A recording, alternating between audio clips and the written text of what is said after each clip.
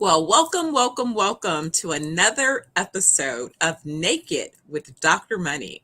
I am Dr. Stephanie Ardrey, known as Dr. Money, and every Wednesday I come to you sharing a little bit of the behind scenes look of how it is not only do I manage my mindset, motivations, and manifestations, but hopefully giving you tips to manage yours as well.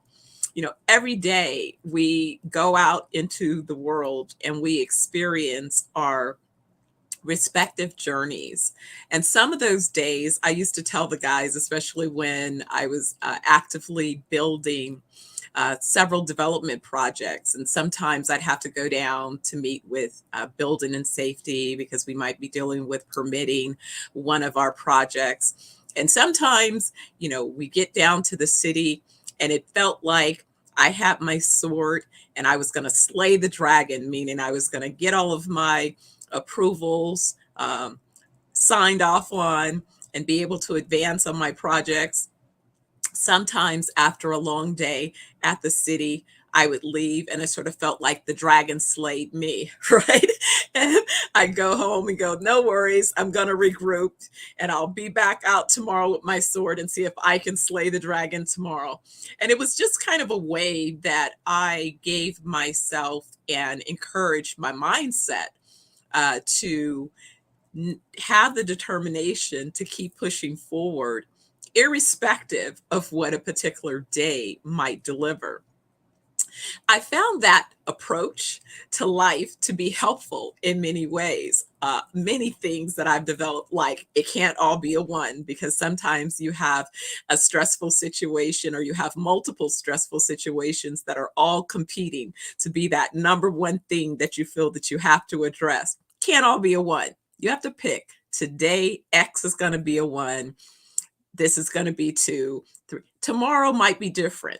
And so by giving myself that space to sort of calm down and put things in perspective, that's been a bit of the winning formula along the journey. And I was telling a friend, we were having a conversation because, as many of you know, I've shared that I've launched a global organization. And as part of launching a global organization, we're in the acquisition phase, which means that I, like every other startup CEO, am on the process of raising capital. And so I said, I caught myself saying to someone that, oh my goodness, I was thinking that once the business is funded at the level of funding that I'm pursuing at this point, that then I become the CEO of the company. And then I realized the correction was no. Once you have formed the company and begun the process of that investment, you have become the CEO. The job of securing the capital, that's the job of the CEO. And you'll continue to have the responsibility for securing the capital. So, needless to say, there are days that I feel like, man, I'm on the ropes. They have me on the ropes. And I told her, I said, what is it that they give boxers when they go away to the corner, after the end of the bell, you've just been slaughtered in the ring, and then you go and sit on your side and they give you some, I guess it's sniffing salt or something to wake you up, and then you get back out for the next round. Well, last week I felt like that. I felt like I definitely had gone to my corner and I felt like I was being, beat up a little bit, but I had to take some sniffing salts to get back out there and to keep it pushing. And so that's really what this conversation is about, is hopefully being able to share in a transparent form that, guess what? Some days are going to be difficult, but that shouldn't stop your vision towards being motivated and then ensuring that you produce the manifestations. I'm excited about my guest today. My guest, Stan Hebert, is a longtime friend, mentor, colleague. We kind of cover several buckets. He's living his best life in retirement after spending years contributing both as a senior executive in advertising. That's how we first met. He was my mentor very early on, an advisor and friend, and just, building a long relationship. And then he also ended his career as a senior administrator in the university system. So contributing to the well-being for some other young people, which is definitely something that I know he does well. And I'm sure there were many benefactors from his efforts to support their growth and development. So without any further ado, I'm going to bring into my conversation today my good friend, Stan Hebert. Hey, Stan, how you doing? Dr. Money, good to see you. Good to be with you. It's so nice to have you. It's like amazing just when I think back about the journey, huh? You never know. That's what they say. You never know when you meet someone if it's for a season, a reason, or a lifetime. Glad to So have you for a true. lifetime. Yes, indeed. Yes, indeed. When I think back on those days of nighttime business services and what made you such a special contributor to the agency at that time was that your business was willing to do the work during the time and in the format that we really needed. Nobody else was doing overnight transcriptions and working on manuscripts, and you came through and the beginning of a beautiful friendship. It's amazing because, when I did have a chance to speak with Carol as well. I'm working on a book, and of course, I have to get you scheduled for your interview, where I'm actually paying homage to mentors and the importance and value of mentorship, the magnificence of mentors. And I think in that regard is oftentimes you don't know again who's going to cross your path and be willing to share their knowledge, their insights, and contribute towards your possibility. And when I started Night Type Business Services, it was really this idea that I had two things that I wanted to do. I wanted to start an event management company, but that was still an emerging field, which sort of, in a sense, makes me think of where I am right now in this career, in this wellness space. I've been eyeing this sector for about 15 years, but only now has it really began to take great shape. Well, great shape in $5.8 trillion worth of great shape, right? A very viable, thriving sector. But, about 15 years ago, when we were trying to push different opportunities, it just wasn't there just yet. And Night Type Business Services was sort of an answer for me in that I needed to free myself up from my day job so that I had the time to work on one, creating resources, but number two, to build my next business, which was going to occupy the event marketing space and ultimately become a full-fledged agency. And but I sort of feel like that same thing is that doing some of the training and coaching and having the business and commercial brokerage firm, but really while building out the real estate development opportunities in the hospitality space is definitely what I'm up to, right? Yeah.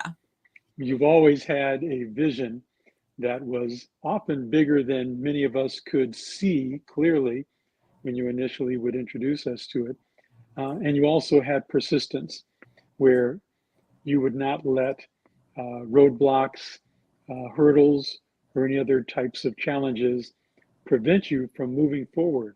And sometimes forward means making adjustments so that instead of aiming for that point that you had originally, you've adjusted your aiming point so that you will be moving forward in the direction that'll get you to a successful outcome, but maybe not the original way that you looked at it.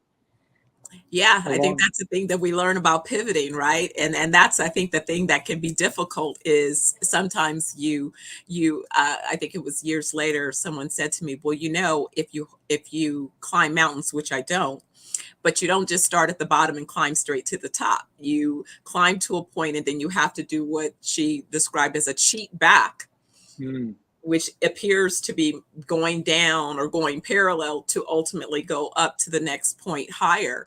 And I said, well, that really is a good analogy for me to hang on to, because that's truly what I felt like my journey has been. It's not just straight from the bottom to the top. There's some zigzags. And you know what? Those zigs and zags are very important because along the way, you pick up new people, new information, new understandings. That is, if you are willing to pick those things up. They're all available whenever you have those twists and turns along the way. It is true. It is true. And so that's why I thought this conversation, and it's so amazing because, again, I'm finding that it's a conversation that's being asked to happen in many corporate organizations, and that is about mindset. The last few years have created a lot of emotional trauma. We have now, for really, to me, the first time that I've seen it being discussed on a global level, the impact of post-traumatic stress disorder for those who have not served in the military. Typically, that was uh, more or less directed to someone that had served in war and experienced the horror and trauma of being at battle and in combat, and and the wounds that you retain from that experience. But literally, people who haven't been deployed because of the trauma from the global pandemic have found themselves suffering. And so organizations both trying to realign themselves with on-site workers from being remote workers, all of those different transitions, the merging of generational cohorts. You have boomers, you have Gen X's, you have Gen Z's, you have millennials. So you have a bunch of moving pieces happening in organizations, and all of those things together are creating a lot of stressors, mental stressors. You know, when you mentioned these traumas that occur, I remember reading a list that's prepared by a psychotherapist, and it talked about the top 10 or top 12 traumas that people experience and how difficult it is to have experienced some of those.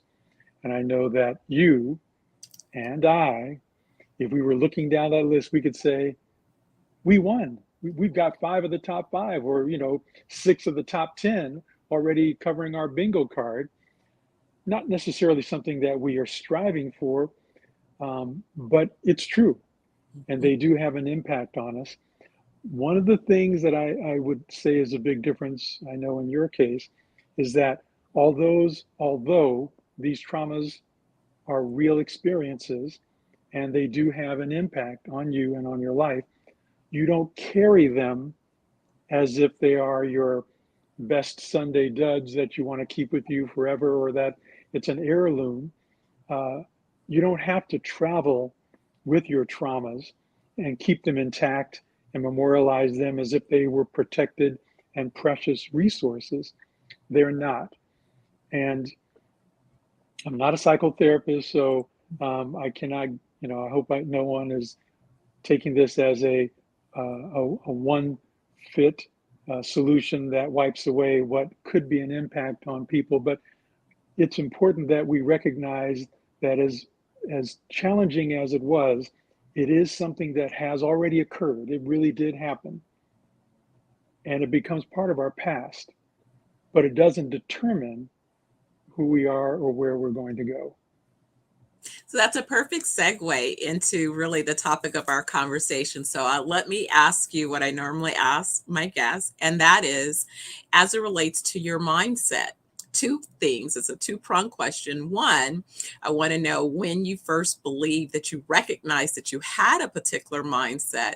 And part two of that is, do you believe that your mindset is the result of your nature, how you were nurtured, or a little bit of both? Hmm. The easier one, the second part of the question is, I think it's a little bit of both. And I'll touch on what I mean by that answer and trying to identify when I first recognized a mindset. I think I was pretty well into my adulthood when I really started to understand that there was such a thing as a mindset. Uh, I grew up in a era where there were still segregated neighborhoods. my neighborhood of all African American families was a portfolio of all working people in a variety of fields. And I don't think we recognized that we were segregated as much as we recognized that everybody looked like us. Hmm. And what was encouraging is that there really was that village feeling. And beyond my parents' urging, there were neighbors across the street and down the street who were all looking out for us as we were growing up. I considered that I was pretty much, maybe somewhere approaching average in terms of intellect, physical ability, things like that. And I recognized that there were those that were excelling, and I wanted to be like them. But at the time, I think as I look back on it, my mindset was that I will not be them. I am who I am, and I can appreciate the talents and the successes that others have, but I just have to be okay with just being me. And it wasn't until I started playing sports and getting into high school that we play all these playground games and we, have fun with it. And I realized when I got to high school that I was pretty good. I started to practice a little bit more, and then I made the team in junior varsity, and then I was trying out for the varsity, and I didn't make the team. This was in football, by the way. And so wanted to, I wanted to make the team, Hmm. and I worked hard, and I did all the little things that I thought I should do, and asked around about how I can get better, and uh, made the team, and recognized that there's a lot of good people out there, really talented people. I even went on to play football in college, and I found even more talented people. And I started to slip into that old mindset of, oh, well, I guess I'm just me, and I'll just have to admire the talents of other people. Somewhere along the way, my attitude changed, and I decided that no one will outwork me. No one will achieve better on the field just because they're more talented than me. But if they have outworked me, then I can go back and I can do more work. I never thought that there was any limit to the amount of things that I could do to prepare. And as a result, I believe I excelled. I didn't start to apply that in other parts of my life until a little bit later. And I think that's when I discovered that there was such a thing called a mindset, and what that can mean. So I think I was in graduate school when I first started to understand the world of mindsets. It's so important because, and thank you, that's really a great illustration because when you think about it, sometimes we feel like we're isolated when we're sort of evaluating what we believe we bring to the party from our lens, but we don't have a true comparison until we're in a bigger collective to recognize, well, wait a second, I can hold my own in this particular group, and I could put some effort in. I could be motivated to do a little extra, to learn a little bit more, to develop some additional skills, and to allow my talents to flourish.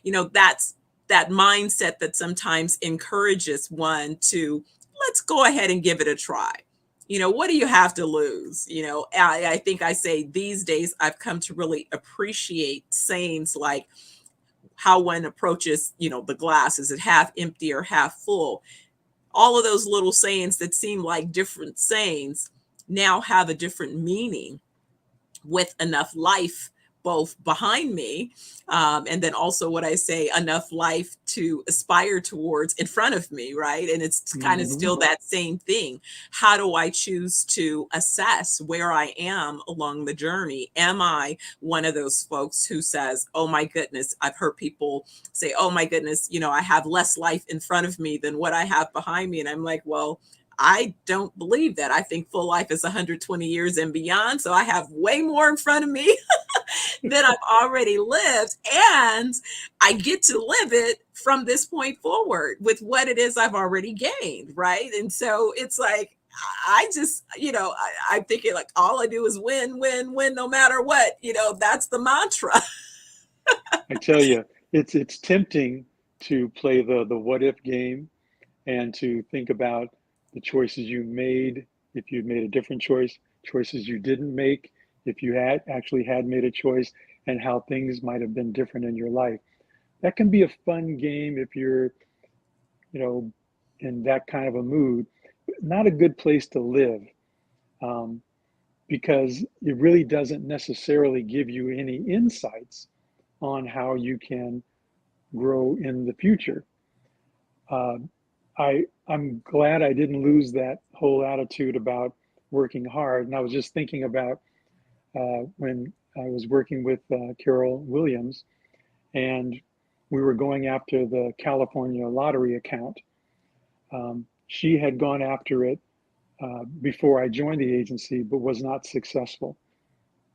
This would have been the African American contract for the California State Lottery during its early days. Mhm. Um, in preparing for it, like I said, I wanted to outwork anybody. I would go to all the meetings.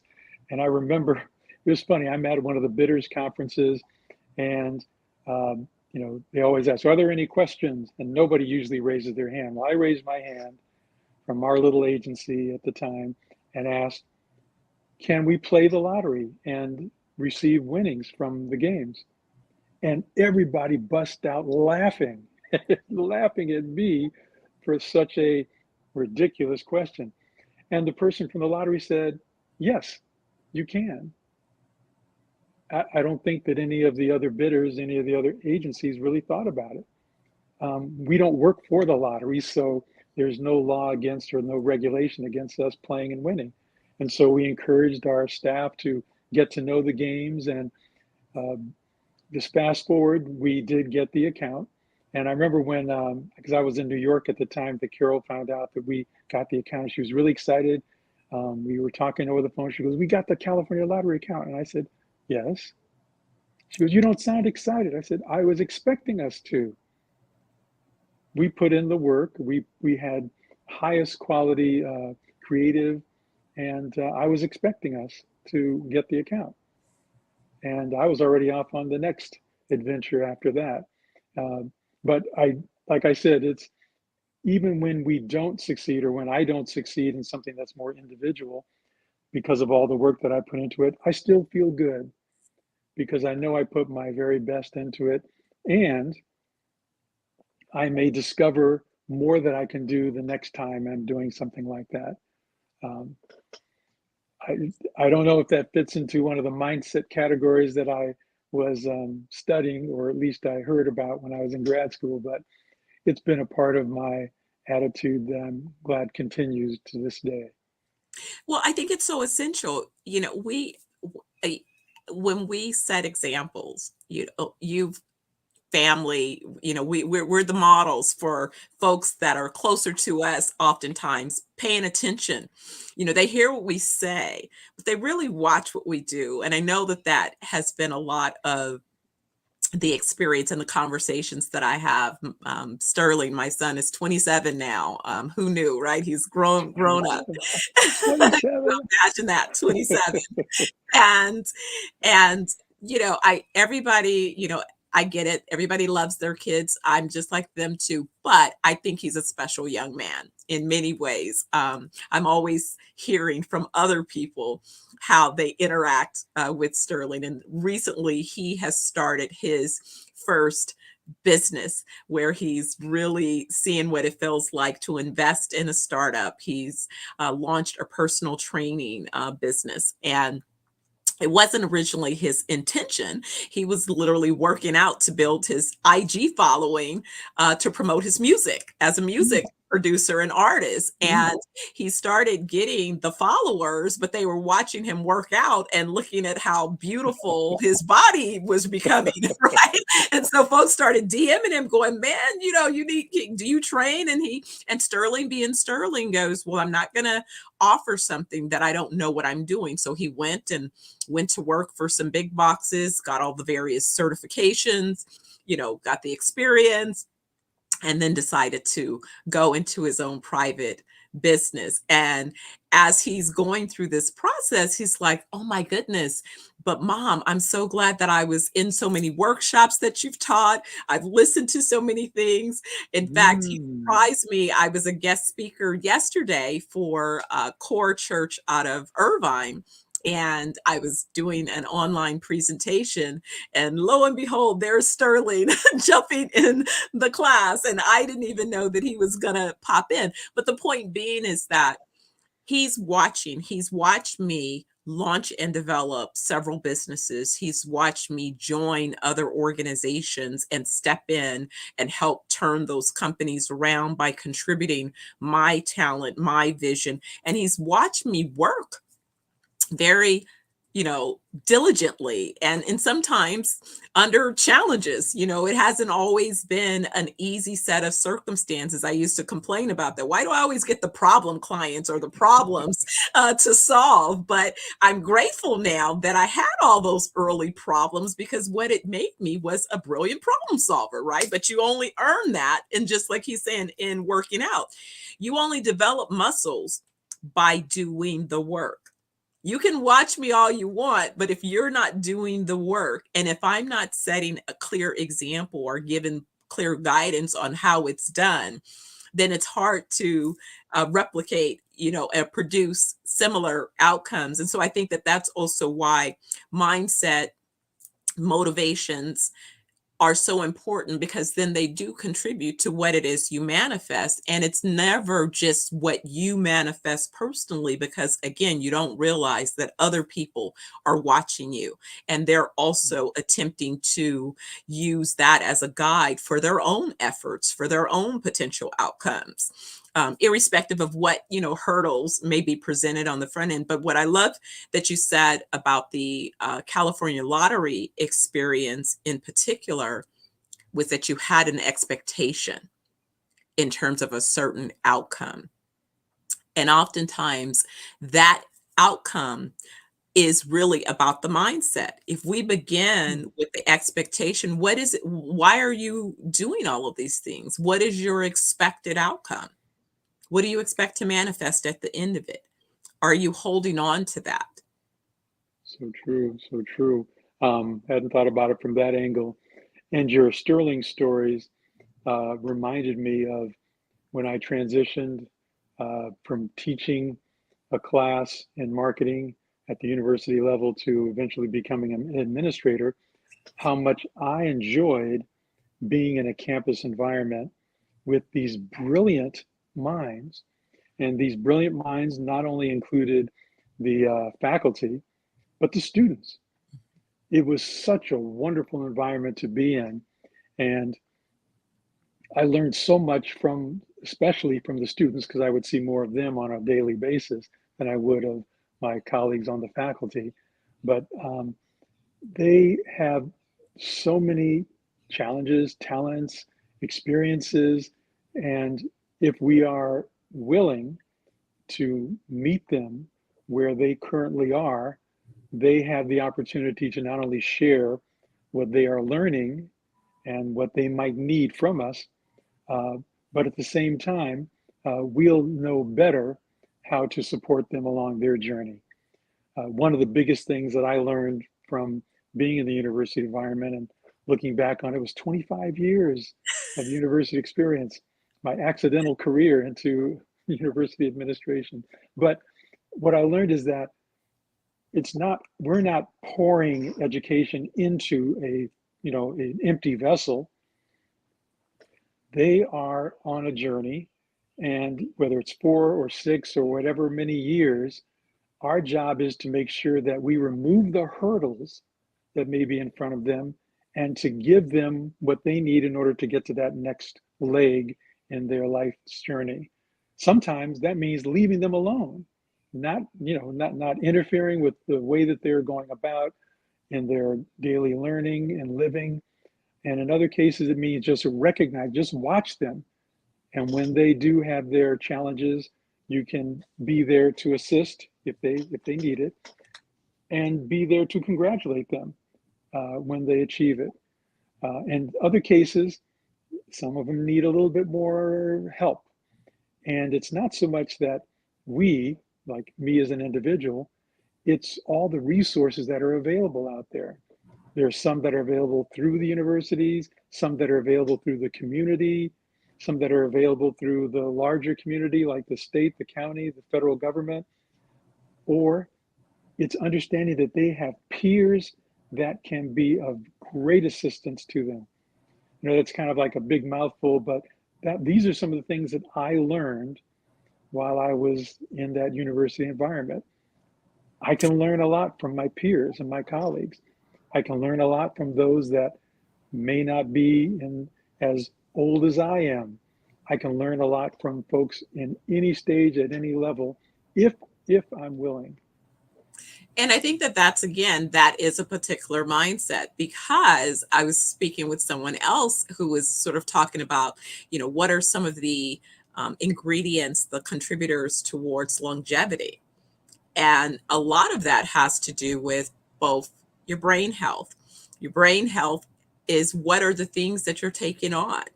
What are the new things that you're curious about? I hope that my curiosity never is satisfied, that I continually look for new things to learn. I haven't gotten fully back up to my normal reading level that I had before law school. Still kind of unpacking the trauma of all of that. But no, I went straight into a startup. So that I didn't expect, but I'm grateful for the startup opportunity that presented itself right as I decided to, kind of play it safe and go ahead and knock out law school.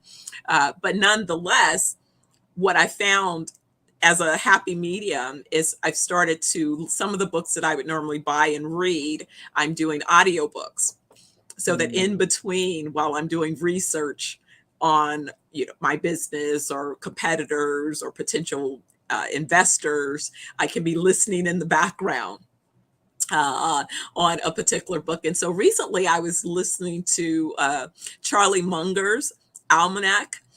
Charlie being Warren Buffett's business partner. He passed, but he had a lot of commentary. And one of the big criticisms, sadly, is about some of the educational institutions and just the shortcomings in terms of educating the students. And I said, it's interesting. I found myself enjoying the opportunities that I had to teach. And I said, but I think it's because my mindset has always remained that I love both being a student and a teacher. And so, because I'm a great student in the sense that I look forward to the opportunity to learn something new, to explore something, from that level of curiosity, then that too is what I bring to the table when I turn around and share what it is I believe that I've gained some insight on. But it's not that it's finished. It's that maybe I've created a hypothesis about what it is I think that I've learned. But let's go ahead and explore it together in a classroom environment and play with it and see what else, we collectively can create with that same information, therefore creating a space for learning and growing. And it's also the same thing that I've baked into the global organization that I'm creating. And it's like I've told the folks that are part of the leadership team, listen, ZenoVerse is going to be a learning organization. ZenoVerse is a learning organization. And so we will constantly have a place for innovation. We will constantly be encouraged to be innovators, to break things, and see if there's a better way to fix them, to deliver them, with our ultimate goal of helping people accomplish full life of 120 years and beyond by addressing their mind, body, and soul needs. And so it's having, again, creating these spaces. That's all I've done is really said, hey, I can create destinations around the world where people will travel. They get to have all kinds of fun based on all of the creative things that, we can bring forth. But at the same time, they're healing themselves. They're activating, rewiring their minds. They're getting their guts healthy. They're getting true insight from a physical trainer like a Sterling on what tweaks they can do to produce physical outcomes. And then lastly, they're becoming part of a tribe, a global tribe, a community of like minded individuals that accept that we all have an assignment. I think that it's where we fulfill our ancestral assignments. I think we all have assignments of how we're supposed to contribute to humanity. And it's great to have a community of like minded individuals to collaborate with. And so, in essence, it's like I've created my own play environment to ensure that, for the next, oh my goodness, 80 plus years, that I have things to do. And you're inviting everyone to your sandbox to play I'm along with inviting you. everyone to that sandbox to play with me. Here, you're willing to share your toys. That's very Yes. generous of you. Yes, yes, and that's what I think it should be. So, what are some of the things, being in this space of, what does retirement look like and sound like to you? And is that kind of what you expected? What did you expect at this stage of the game? Uh, Based on mindset, motivations, manifestations? Are you where you thought you would be? Are there additional things that you're aiming for? Kind of where, yeah, give us a little bit of a glimpse through your lens at this point. Retirement. It's everything that they told you about and more. Okay, now that I got my commercial out of the way, um, retirement is a challenge. Um, I don't think anyone really is ready for it. Um, I had been thinking about it because it's a calculation for many of us because we're looking at it from counting backwards, and that's at some point that may be where we fix our minds, and not that that's bad and not that that's good, but that's what we do, and we start saying, because that's what all the different commercials and those financial planners are saying, how much money will you need to live on in retirement? And we have this lifestyle in mind.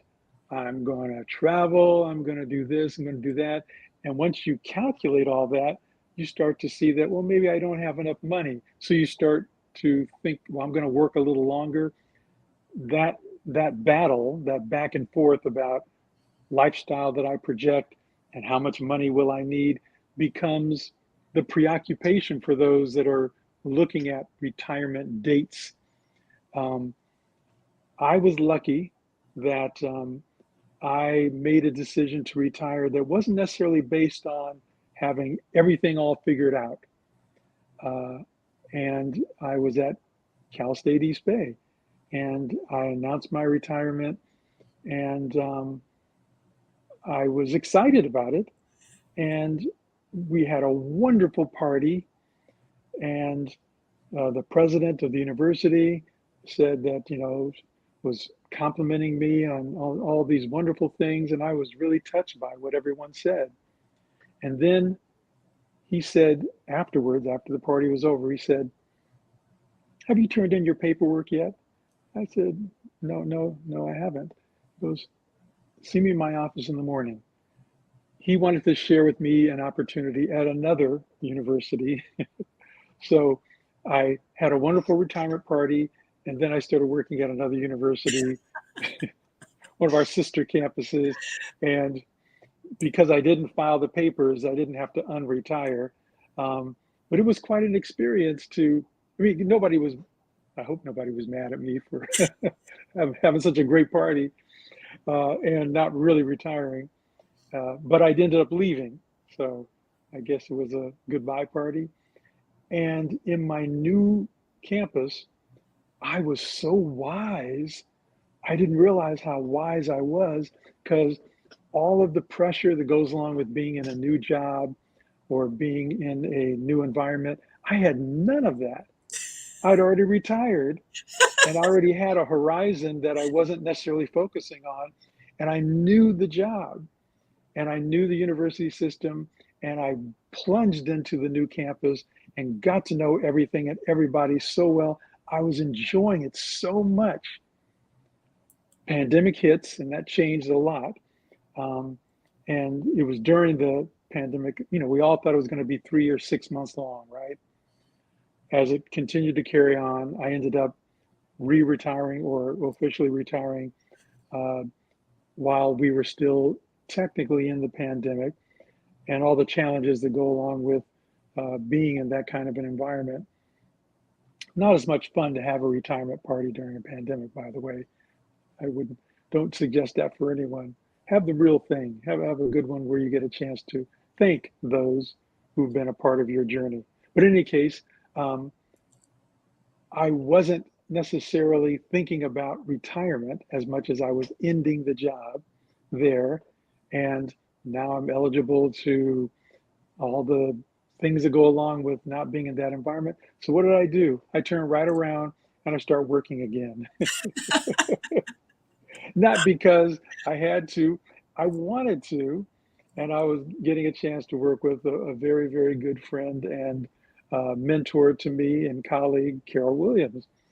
And one of the things that I recognized in getting back into an environment that I used to know so well, but it had changed so much in the time that I had been away, that it was like being in a brand new environment, new terminology, new acronyms, uh, new ways of new technology for communications and the way that we develop and target and micro targeting and things like that. So I went back to school to learn all this.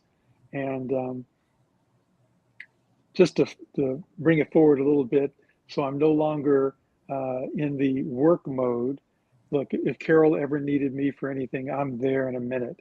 And if, but between my volunteer activities, I still uh, find my activities that I always wanted to do, whether it was I'm in a tennis league, um, I get a chance to walk the dog.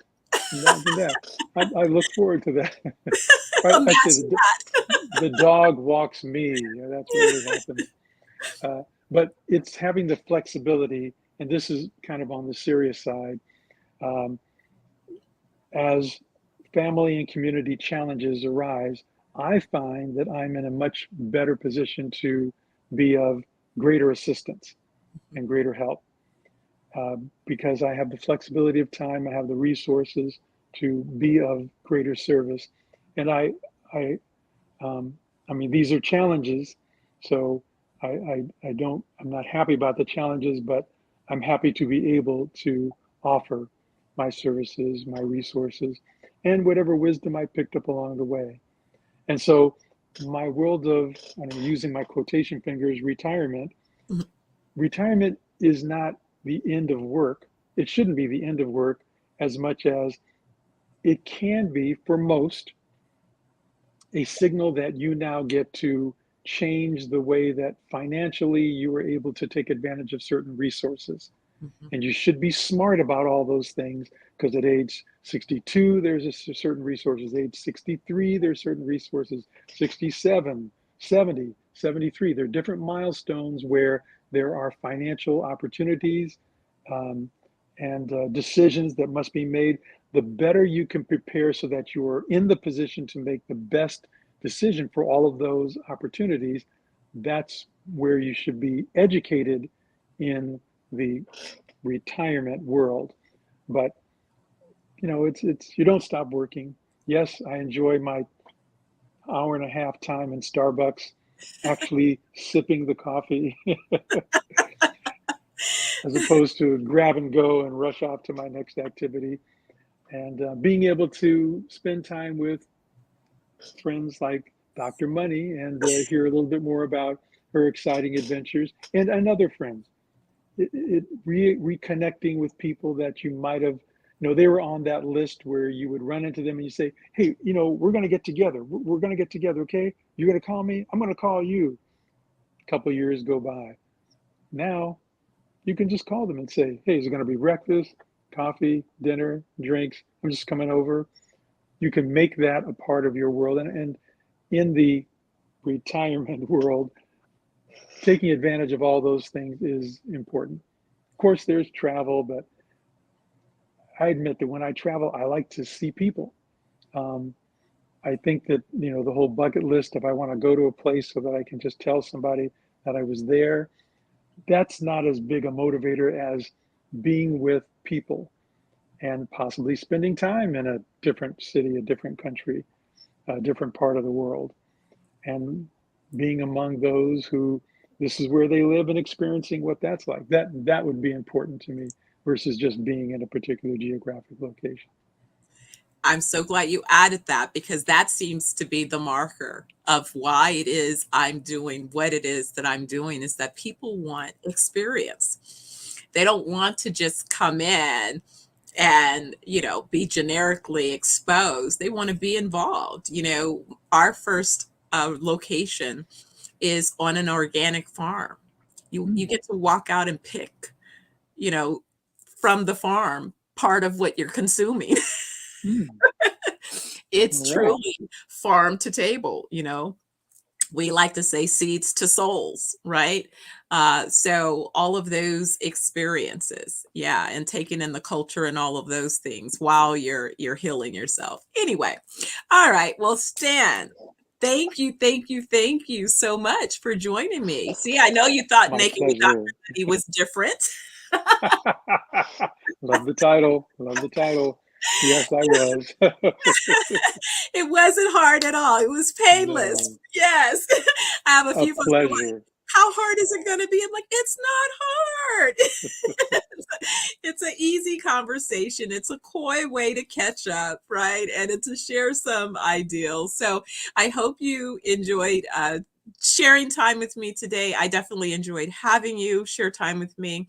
If you were giving our listeners one last thought about mindset, motivations, or manifestations, what would you like them to hang on to until the next time?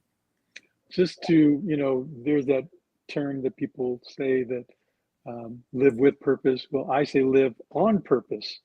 Make your movements, your activities, something that you are doing it the way that you want to do it for a particular reason, not, you know, do it because you want to do it. Do it on purpose, and don't let circumstances determine your future. Absolutely. I think that is a very valuable nugget to hang on to. So, with that, again, I will thank you so much for joining me. I'll have to catch up with you again. I definitely want to talk to you more about ZenoVerse and some other things, but also to check in to see what else you're going to be up to as you Who continue this knows? fun journey of what retirement bucket may hold. Who knows? I could join a band. I might be on tour next. Be careful. You never know. Never know. All right. Well, thank you again. Enjoy the rest of your day. And I appreciate you for being part of Naked with Dr. Money. Thank you. My pleasure. All right. So, everyone, again, if it is that this was your first time tuning in, I hope you'll join me again. Naked with Dr. Money is live every Wednesday at noon Pacific Daylight Time now. And it's basically my opportunity to share a little bit of what the journey looks like or feels like as a CEO of ZenoVerse Wellness Group, which is a global wellness organization where we have a portfolio of wellness resorts and organic farms opening in Jamaica starting in October of this year. So we'll have details about how you can book your wellness retreat so that you can address your mind, body, and soul well-being. Anyway, I hope to see you again next Wednesday, noon Pacific Daylight Time, live. I'll see you then. Take care.